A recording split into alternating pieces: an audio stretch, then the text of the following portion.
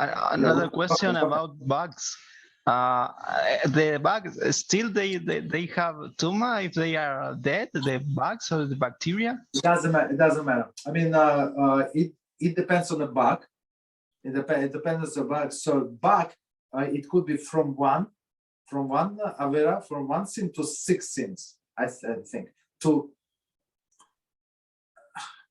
somehow I want to say up to 7. Maybe it's up to 7. I don't remember. It's in Rambam's forbidden foods law, right? So if it's only like crawling on the ground, it's one thing.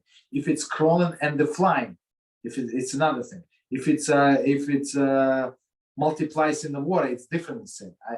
So all of these things. So and one of them can have all 7 of them together, basically.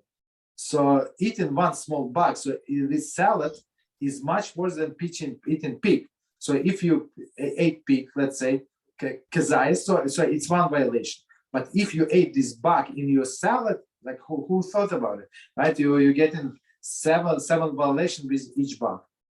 But for non-Jews, there is no problem, right? So especially if it's dead bug, there is no problem. They can eat dead animals.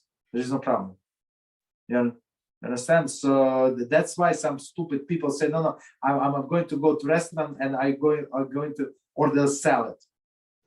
So this salad, it's not kosher restaurant. So these veggie places are not for Jews. For Indians, maybe yes, or some people who eat only veggie, no meat.